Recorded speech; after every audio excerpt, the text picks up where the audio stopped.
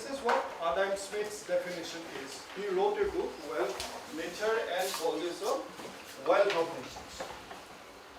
He defined economics as it is a study of nature and causes of wealth of nations. This definition is called wealth definition.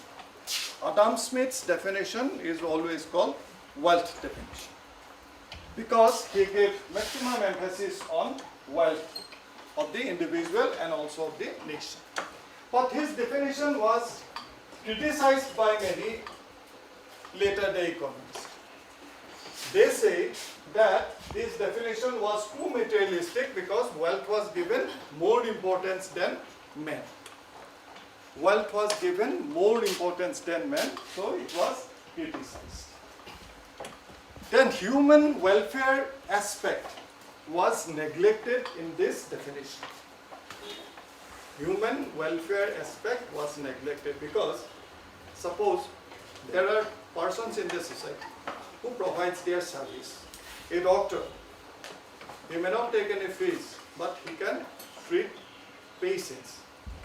During war, many refugees come to different countries, they go to different countries, then that particular country takes the extra burden of these refugees, they help. When there is an earthquake, a country helps another country. That is a welfare aspect. That is not considered in this welfare. So, next came Marcel. Alfred Marcel. He defined economics in a different way. Economics is a study of man's action in the ordinary business of life. In the ordinary business of life. It inquires how man gets his income and how he spends it. You consider yourself as an individual. How you get your income means you will be waiting for your parents for the money that the parents will be sending in the beginning of the month. And once you get this money, you are to make it available for the entire month to meet your expenses for the rest of the month. How you earn your income and how you spend it. During this period, ultimately, there is a separate behavior. At home, you spend lavishly. You ask your parents, they gave you money, and then you go to different fast foods and enjoy. But here you cannot do this. You have got your limited income, limited money. So, you have to fix up priorities where you will spend your money. So, this definition was called welfare definition because human welfare component was also discussed.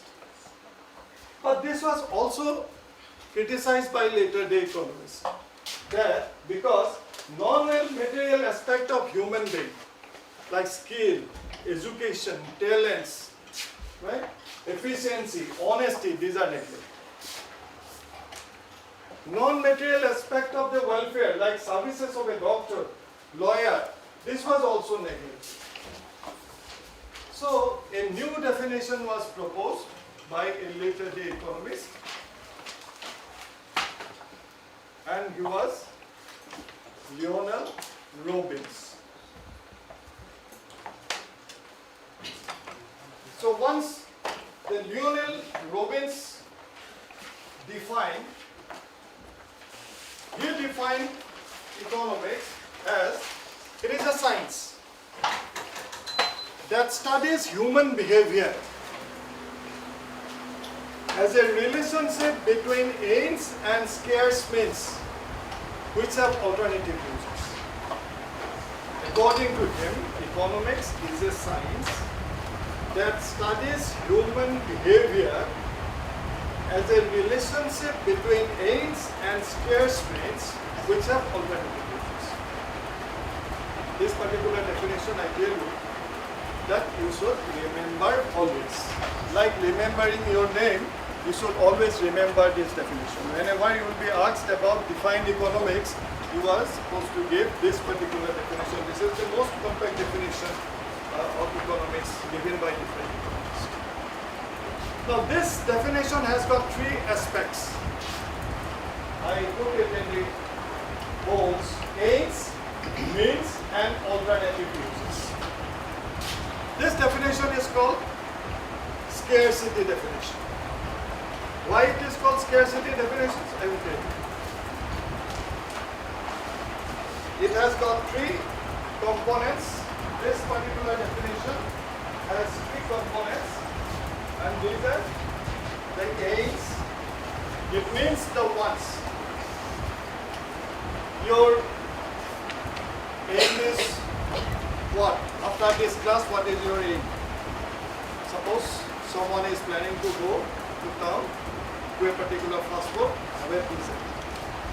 Right? After this class, someone may be planning to go to town and have a pizza. This is your aim for the time. Then to purchase this pizza, you need some money. Some 150, 200 rupees you must have. Whether you have that in your purse or not, that is your means. That is your means. Means means the resources. If you don't have the resources, then your aim cannot be made. You cannot fulfill the aims. Now at the same time, suppose there is a situation. Today, suppose I am suggesting you to an good economics book that will cost you nearly 150, 200 rupees. Now the two options came before you. Two options comes before you that either you can have a pizza or you can buy a good economics book. Where you will spend that 200 rupees that you are planning to spend, either in the book or on the pizza. Because the means that you have only 200 rupees, and that can be put to alternative uses. Alternative uses. Either you can buy a pizza or buy an economics book. What is your basic requirement today? So ultimately, this alternative use, when your resource is scarce, and yet you can spend it for fulfillment of different aims.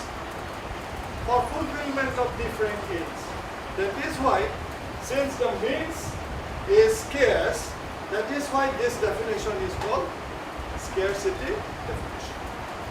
So we get three definitions. One is Adam Smith's, that is called welfare definition, wealth definition. Next is Alfred Marshall's, that definition is called welfare definition. Third one is Lionel Robbins' definition, and we call it as scarcity definition. Remember it. Next class I will ask you again.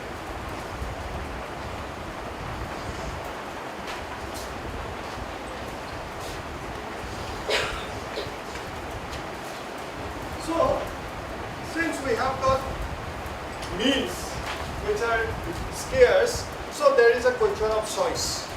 We need to apply choice. That is the choice between the pizza and the economics. On economic studies, how man behaves in making these choices.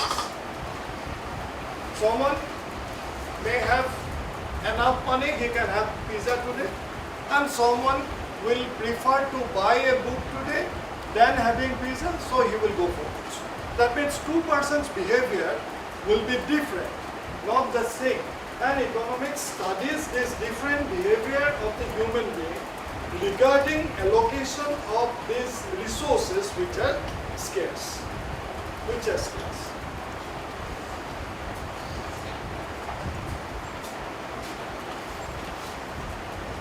Now comes to subject matter.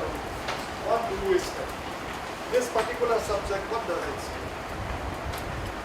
And when we talk about subject matter, we know that human wants are unlimited. Are you agree or not? Huh? Wants are unlimited. Whether we can fulfill all the wants or not, I'll be happy to have a big LCD TV, not the small one. Regarding the mobile phone, I want to have a big smartphone. At the same time, I want to have one tablet also, right? One laptop also. This is my wish. And in case of cars, one car is not enough. It is better if I have got two cars at home. One I will keep it for my family and the other I will use it for myself. And for the shirts or any other dresses, I want to have a full wardrobe pack of all these good dresses of branded items.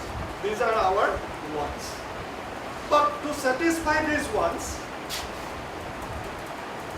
the means are limited. We do not have enough money. We cannot satisfy all this. And this means, to earn this means, we have to do some kind of activity. Either you have to work in a bank, or work in a school, or start an entrepreneurship so that you can earn the means, right?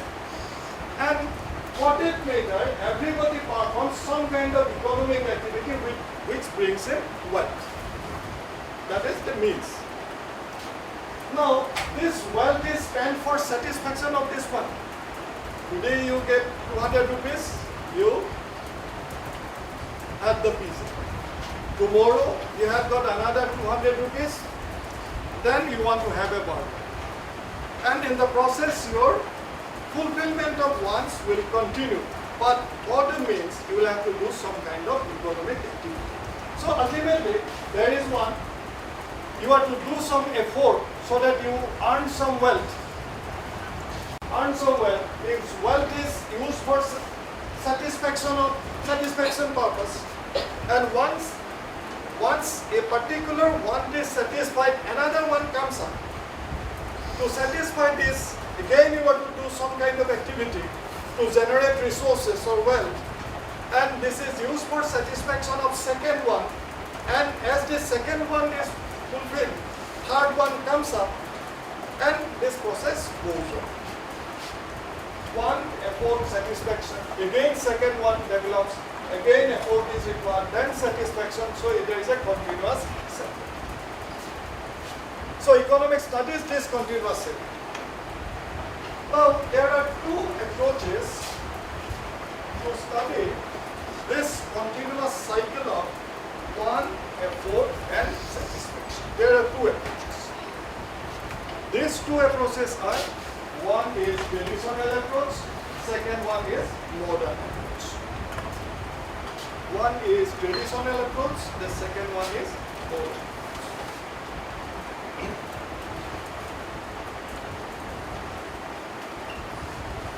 Now, in the traditional approach, economics can be divided into 5 different branches or divisions. The traditional approach, economics can be divided into 5 different branches or divisions.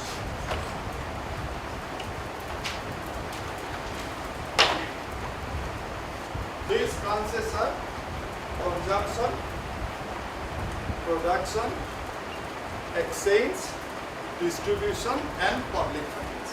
We will discuss all these one by one. Consumption, production, exchange, distribution and public finance. First one is consumption. Consumption means the use of wealth to satisfy human needs. Now you tell me one. I have given you one good sweets to her. What she will do? She will eat it. And tell me that I am satisfied with this. The eating is what you, how you will define this or explain this? Eating is, of that sweet is, she has consumed. Yes, that is the consumption. Suppose at the same time, I have given him a small TV. What he will do? What he will do? One TV, instead of giving a sweet to her, I am giving him a TV. What he will do?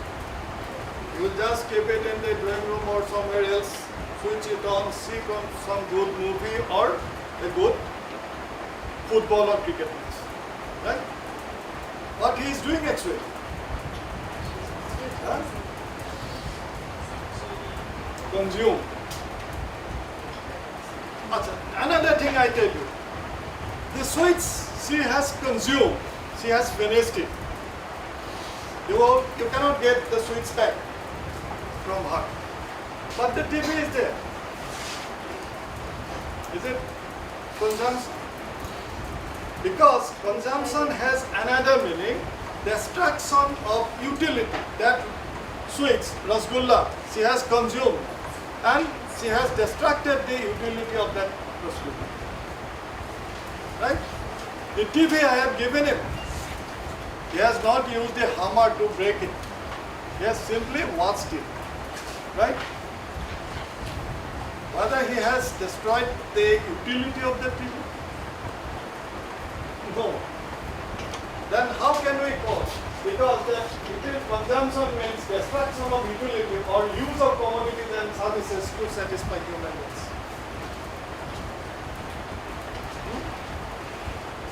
How can we explain? This is a very small thing, but you shall have proper answer to this. Interesting. The rasgulla she has consumed, she has destroyed the utility of this. Right?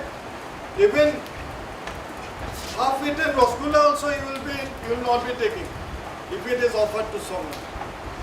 This TV, again the same thing. He has used it. Once he has used it, that same TV does not have the value like a new TV. Right?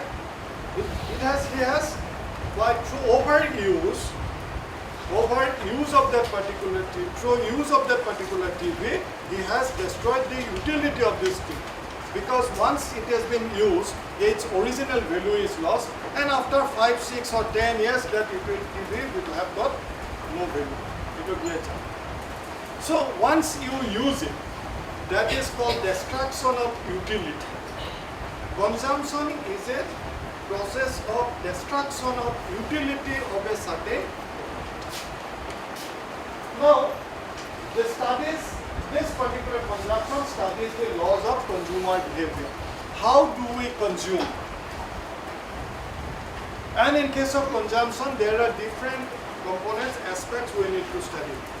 In order to consume, we must have some demand. Unless we have demand, we will not buy things from the market for consumption. Right? We must have some demand in our mind or in our day-to-day activities, then only we will go to the market and buy. And once we are in the market to buy something, our decision of purchase, regarding purchase, will be controlled by availability of that good in the market. You are going to buy a very good, beautiful dress at a price less than 500 in the market. But if that particular commodity is not available to your choice, at below 500 rupees, you will not be able to buy. Ultimately, the choice you will be applying. You will not buy simply 1000 rupees dress material because you don't have means also. Right? So ultimately, demand is affected by availability of goods in the market that we call as supply. But supply is there, good dresses are also there, it satisfies you, price is not satisfied.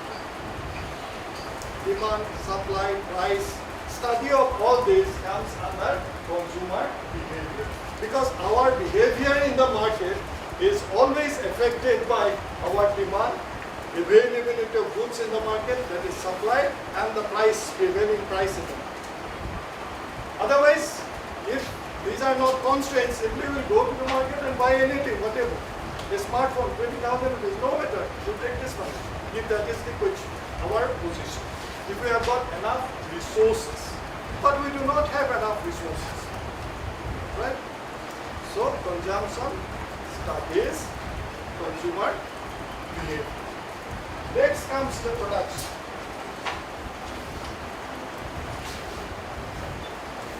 Production is the creation of utility. Once that particular rasgulla is prepared by the sweet maker, he has created utility to those components. Is it? The raw sana, you will not be able to, you won't like it. raw chana, unless sugar is given, some other things are given. A raw chicken, it is not tasteful and nobody will like it. But once the good ingredients are given and chicken tandoori is prepared, it has got the utility. Is it not? That is, production is the creation of utility. A piece of wood, it has got no meaning, no value. But a good craftsman given a beautiful shape, and finally one decorative item is manufactured. It has got the utility. You will buy and keep it in your drawing room. Right? So production is the creation of utility. Then it studies the factors of production and the law of productive resources. Factors of production. In order to produce something, we need 4 factors: land, labor, capital, and entrepreneur. These 4 factors we need: land, labor, capital, and entrepreneur. All these 4 we will study also separately. What are these 4 factors? How they behave in the economy? It all comes under production. Then this production is necessary to satisfy our wants. If there is no production, ultimately our wants will have got no value. Since we have wants, there is production. And if we don't have wants, there is no question of production, because the producers will not produce if they cannot sell it in the market. So that is why production is also important. Then comes exchange. Now see, no country in the world can produce everything that particular country needs because of certain advantages. Maybe climatic advantage, resource advantage, skill advantage. No country can produce everything. Even the Middle East countries, they are rich in oil. We do not have oil. So there is a question of exchange. We send them rice or sugar or something or water, we get oil inside. So exchange takes place among the countries. And here under this exchange we study all the conditions under which exchange is possible among countries. Because exchange also takes place under certain conditions. It is not that it is made free by the government. If it is free, suppose the price of cotton is very high in US, they are paying very high price for our cotton. So if entire cotton is exported, we will not have cotton to prepare our own dresses. Right? So there are certain restrictions are there that for any kind of international exchange. The rules, regulations, the conditions, the principles, everything will be studied under. Then comes distribution. The fourth one.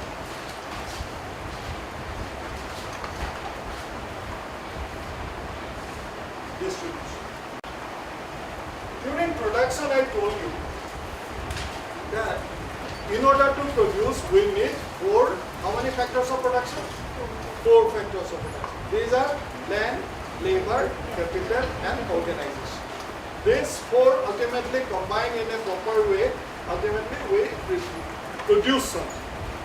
Now once a particular commodity is produced and sold in the market, we get some revenue, money. Now who will get this money? Who will use this money? Once it is produced, who will use it? 4 factors are required. Just think very simpler way. Don't make it confuse yourself too much. Land, labor, capital, organization. These 4 factors we need to produce a suppose TV. Once the TV is produced and it is sold in the market, suppose that 15,000 will receive this 15,000.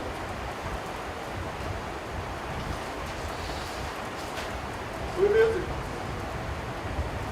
First, it is the seller, right? But this is not all his. This 15,000 rupees is not all his because he has manufactured this TV on a plot of land. For that, he has to pay rent to the government, right? So ultimately, that from 15,000 rupees, a part of the income is distributed to land as rent, He has employed some laborers to manufacture that TV. They are to be paid. Wages are to be given. So he has paid wages to those laborers. He has borrowed some capital from bank or from friends to buy the different components of TV to manufacture. For that capital used in purchasing the inputs, he has to pay the interest on those capitals. And whatever remains is his own profit as an entrepreneur or organization, because he has organized all these things. Right? Now, how this rent, wage, interest and profit will be distributed among the land, labor, capital and entrepreneur, it is to be studied properly. And economics studies this distribution of income among the factors of production, and this is all comes under theory of distribution. Theory of distribution. That is why the fourth component of these branches of economics is the distribution. And finally, we have public finance.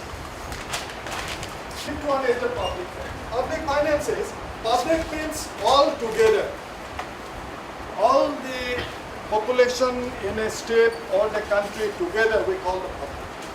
And how, in order to satisfy the wants of all the public in a state or a country, the government acquires resources in the form of taxes.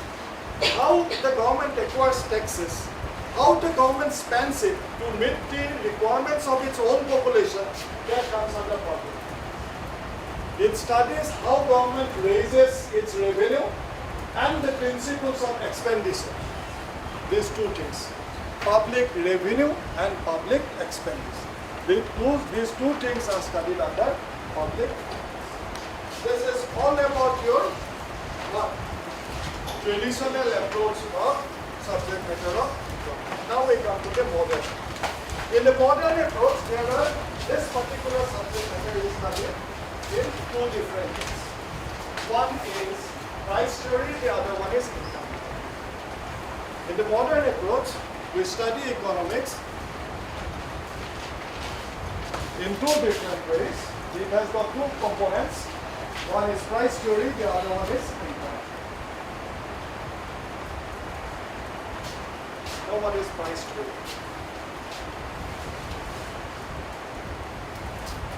Now, in economics, think about the entire economy as a whole. Economy means financial position of a certain country as a whole in the society. We get different concepts. Concepts like in the economy normally we discuss income. Income of the individuals. If we get all the income of the individuals or the population of a country, we get nationality. Right? Suppose aggregate.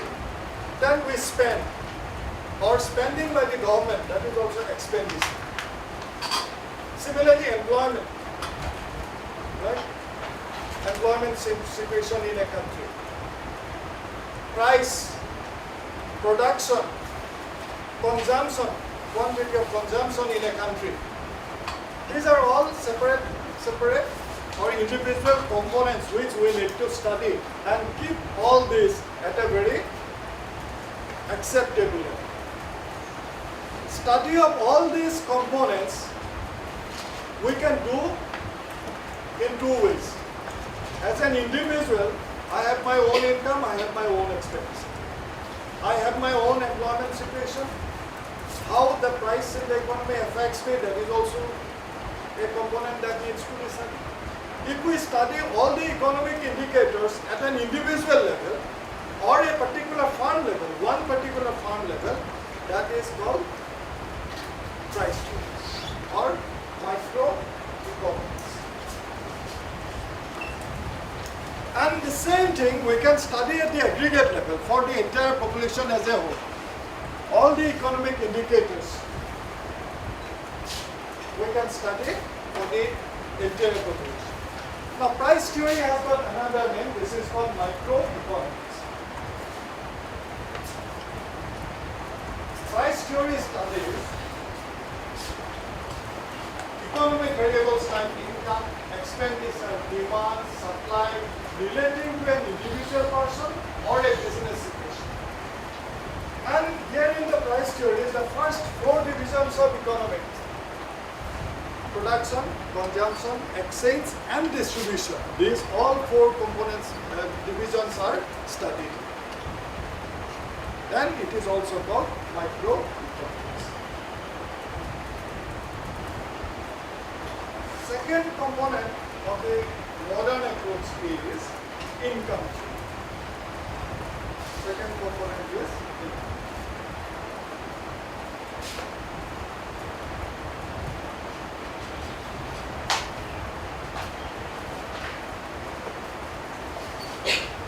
So actually, have you said it?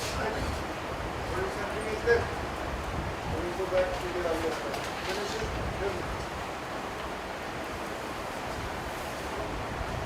And in the income theory, we study all these economic variables: production, consumption, demand, supply, employment, everything for all the people in a country. Together, we study for all. And accordingly, the government prepares different policies for the welfare of the people of the country. This particular aspect of the study is called income theory, or we call macroeconomics. We call it as macro. Macro means in the larger, micro means small. That is why it is a study of all these economic activities at an individual level.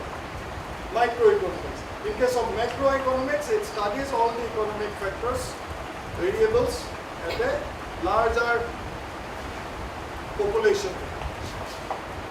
And this macroeconomics studies not only the first four divisions of economics, but also public finance. Because public finance is a component of the study that helps the government to earn, how the government earns revenue and how the government spends in the entire economy. This is the macroeconomics. Now, why this particular study of economics is important? Another aspect we need to know. Why the study of economics is important?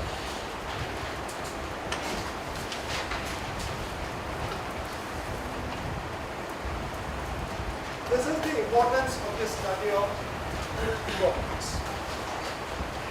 This particular subject helps us in making variety of decisions.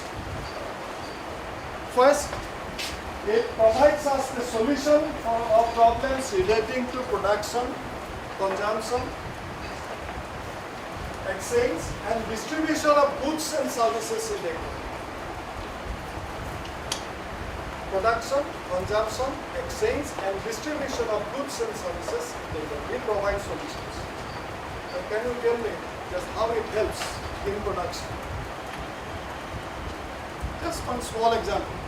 How this study of economics helps us in production or in consumption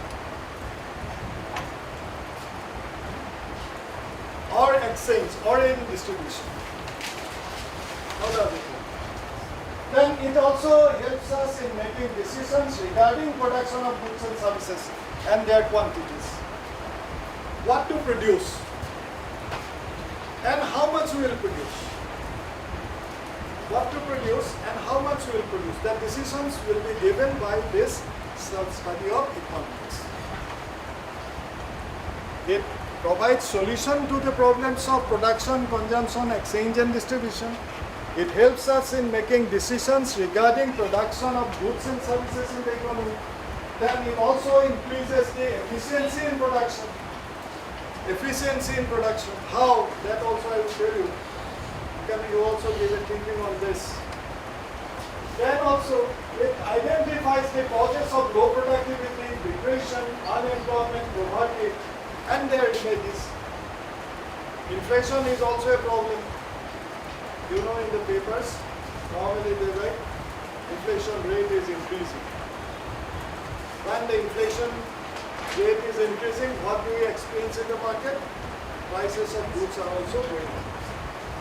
and that is not acceptable. We want prices to come down. How the prices are to come down? There are different policies. Reserve Bank certainly provide some suggestions, policies, cut on the certain bank rates. Ultimately, because of that, some certain government restrictions, price usually come down, inflation rate also comes down. These decisions are nothing but economic decisions. Recently, we have experienced that onion prices are gradually going up. Right? In order to check this rising prices of onion, government takes up certain measures. Can you tell me from your newspaper readings any one or two measures that the government is taking to check the price rising onion? It's a very general knowledge kind of thing.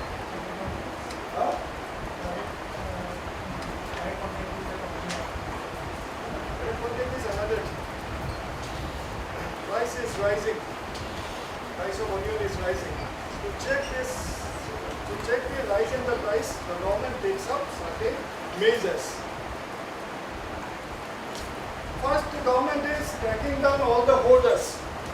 They have created artificial scarcity in the market, not making the onion available in the market, so they raise the price. And when the price is slightly rising, we fear that it will further rise, so we buy, instead of 1 kg, 5 kg of onion. Is it not? Onion price will go up tomorrow 40 rupees. That is the rumor. So what we will do? Our requirement is today 1 kg, so better avoid that 40 rupees increase. At 20 rupees we buy 4 kg. But suddenly demand has increased. And taking advantage of this, tomorrow the seller says that 50 rupees. In the process, the price goes up. So ultimately, government has to track down the hoarders. Their godowns are inspected. If they are found that excess of storage, then they will be released to the market. That is one option. If the goods are coming into the market, price will come down. Second, instead of say export, if we can keep the onion in our domestic market, that will also make the onion available in our local market. If suppose we export 10,000 quintals or 10,000 tons of onion to Pakistan, normally we send it to Pakistan. Suppose if we stop there, that 10,000 quintals or tons of onion will be available in our market. So the price will not rise. These are the measures the government can take. Right? This is economic decisions. The government has to see the situation of demand and supply and the price, and accordingly it has to decide. Then distribution of national product in the economy. Whatever the government we produce, the revenue is generated.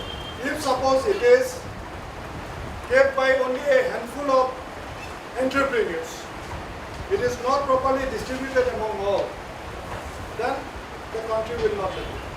We have to see that the benefits of the progress is reached to every sections of the society.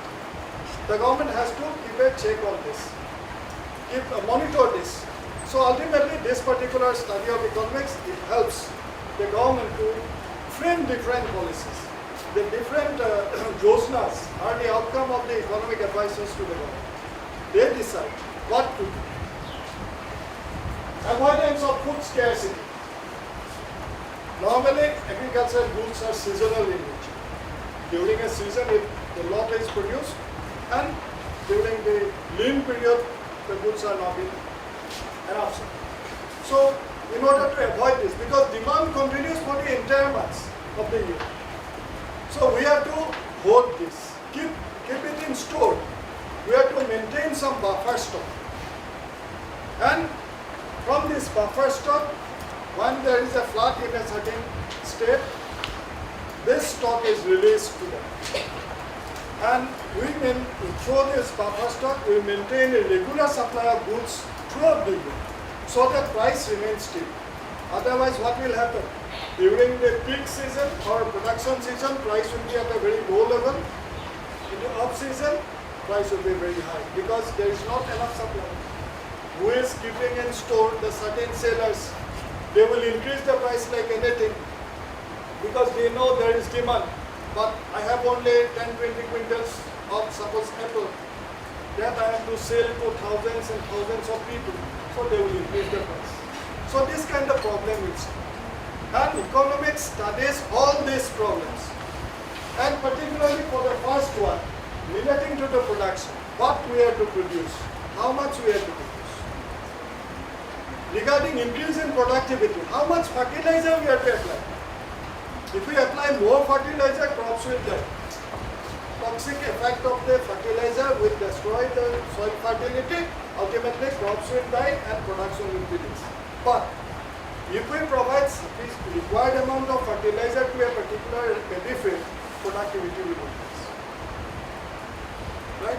This kind of decisions are taken by people. Distribution. You produce something, you have to sell it in the entire country. How you will distribute?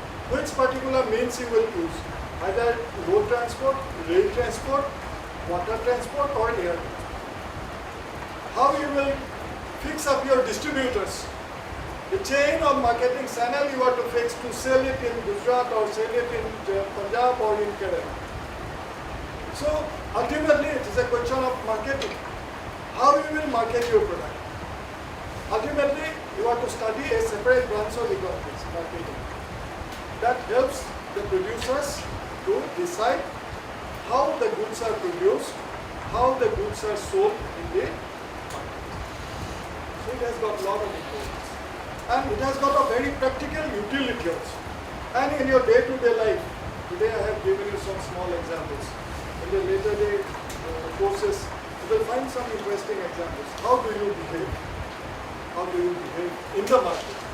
From next time on, when you spend your money, you just think twice that you have got your limited money in your purse and you have got variety of options to spend.